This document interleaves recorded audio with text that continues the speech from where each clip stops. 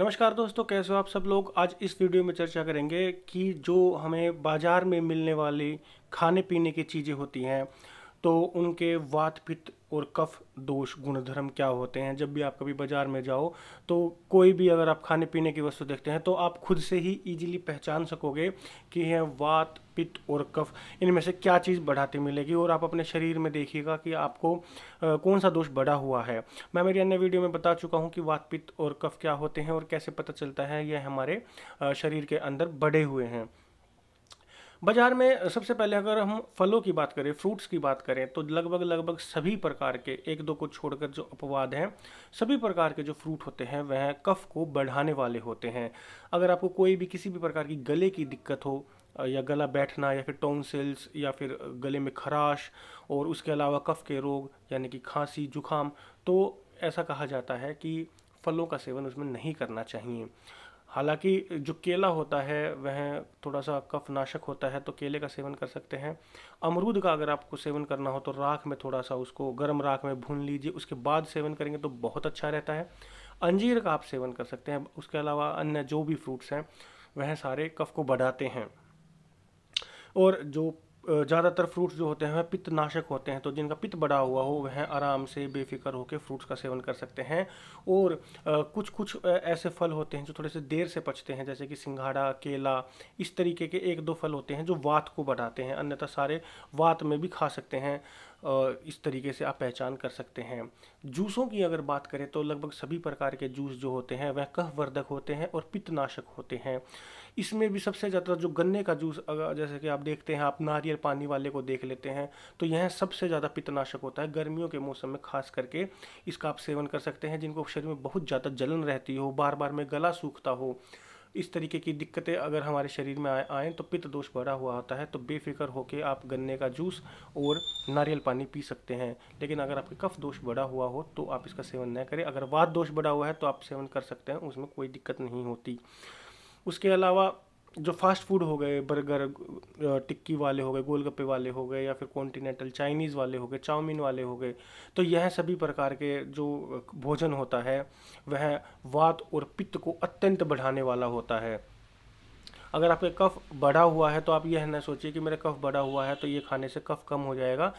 कफ कम हो जाएगा, लेकिन वह शरीर में अन्य दोषों को जरूर बढ़ा देगा, क्योंकि जितनी भी तीखी चीज़ें होती हैं वह सारी कफनाशक होती हैं, लेकिन वह वात और पित्त वर्धक होती हैं। तो आप देख लीजिएगा, अगर आपके शरीर में जोड़ों के दर्द आदि रहते हो, या वात दोष आपको लगता है बढ़ा रहता हो, और उसके अलावा शरीर में अगर गर्मी बहुत ज़्यादा हो, या पित्त बहुत ज़्यादा बनता हो, हाई बीपी हो, तो आप समझ लीजिए आपको इनका सेवन दूर से ही त्याग देना चाहिए। डॉक्टर भी आपको यही सलाह देता है कि बाहर का तीखा भोजन नहीं करना चाहिए। और उसके अंदर अलग अलग प्रकार का नमक तो डलता है ही, अजीनोमोटो करके एक चीज़ आती है वह भी डलती है। तो तीखे भोजनों को आप दूर से ही आपको त्याग देना चाहिए। उसके अलावा जो रेस्टोरेंट होते हैं, ढाबे होते हैं, वहाँ पे जो रोटी वगैरह और सब्जी वगैरह मिलती है, हालांकि वह नॉर्मल ठीक है, कोई भी खा सकता है, लेकिन ज़्यादातर होटलों में बहुत ही खड़े मसालों वाली सब्जी बनती है, क्योंकि उसके बिना टेस्ट ही नहीं आता।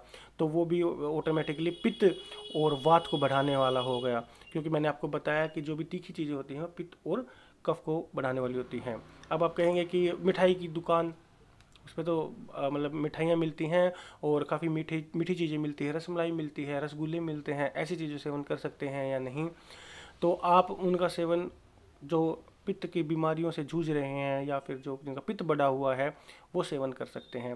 जिनका कफ बढ़ा हुआ है वह सेवन नहीं कर सकते हैं, क्योंकि जितनी भी मीठी और घी तेलीय युक्त जो चीज़ें होंगी, ठीक है, उसके अंदर दूध भी आ गया, कहीं भी आप दूध मिल रहा हो या छाछ मिल रही हो, तो इस तरीके की जो चीज़ें होती हैं, जो थोड़ी सी स्निग्ध चीज़ें होती हैं, वह सारी कफ को बढ़ाने वाली होंगी। वो मिठाई ले लीजिए, रसगुल्ला ले लीजिए, कुछ भी ले लीजिए आप, ये सारी मीठी चीज़ें कफ को बढ़ाने वाली होंगी, और लेकिन यह पित्त को घटाने वाली होंगी, क्योंकि यह ऑयली होती है, थोड़ी स्निग्धता इसके अंदर होती है, तो यह वात को भी कम करती है, क्योंकि वात को थोड़ी स्निग्धता ही चाहिए, रूखापन नहीं चाहिए बस वात को।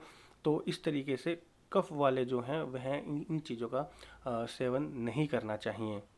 इसके अलावा जो खट्टे जो फ्रूट होते हैं उनका सेवन आपको नहीं करना चाहिए, क्योंकि वह आपके तीनों ही दोषों को बढ़ा देते हैं। जो फल अच्छे से पक गए हैं, जो पक कर मीठे हो गए, कच्चे फलों का सेवन बिल्कुल नहीं करना चाहिए। इस चीज़ का आप खासकर ध्यान रखिएगा। और मोटा मोटा लगभग बाजार में यही मिलता है, लेकिन अगर कोई चीज़ रह गई हो तो आप जो रस होता है, 6 रस जो बताए गए हैं, खट्टा मीठा नमकीन कसेला तीखा और कड़वा, तो इसके अकॉर्डिंग आप उसकी पहचान कर सकते हैं। जैसा कि मैंने बताया, जितनी भी नमकीन चीज़ें होती हैं या जितनी भी तीखी चीज़ें होती हैं या जितनी भी खट्टी चीज़ें होती हैं, ये 3 रस वाले सभी 3 रस वाले पित्त को बढ़ाने वाले होते हैं, एक दो अपवाद को छोड़ करके। इसके अलावा कड़वी, कसेली और तीखी, यह तीनों वात को बढ़ाने वाली होती हैं। और जो कफ को बढ़ाने वाली होती हैं वो आपको पता ही है, जो कफ को बढ़ाने वाली होती है मीठा और आपका खट्टा और नमकीन, यह तीनों आपके कफ को बढ़ाएंगे। तो आप बेशक नोट भी कर लेना, मैं डिस्क्रिप्शन में लिंक भी दे दूंगा। ये प्रॉपर 6 रस जो होते हैं, कौन सा किसको कम करता है, किसको घटाता है, ठीक है। और तो आप उसकी सूची देख सकते हैं और उसके अकॉर्डिंगली आप उसको नोट करके आप पता लगा सकते हैं कि मेरे को कौन सी चीज़ कब खानी चाहिए, कब नहीं खानी चाहिए। तो आशा करता हूँ मेरे द्वारा दी गई जानकारी आपको अच्छी लगी होगी। अगर आपको यह वीडियो अच्छी लगी तो लाइक कीजिएगा, शेयर कीजिएगा। कोई भी चीज़ समझ में ना आई हो तो आप कमेंट के माध्यम से हमसे पूछ सकते हैं। और अभी तक हमारे चैनल को सब्सक्राइब नहीं करा है तो अभी लाल बटन दबाकर सब्सक्राइब करें। धन्यवाद।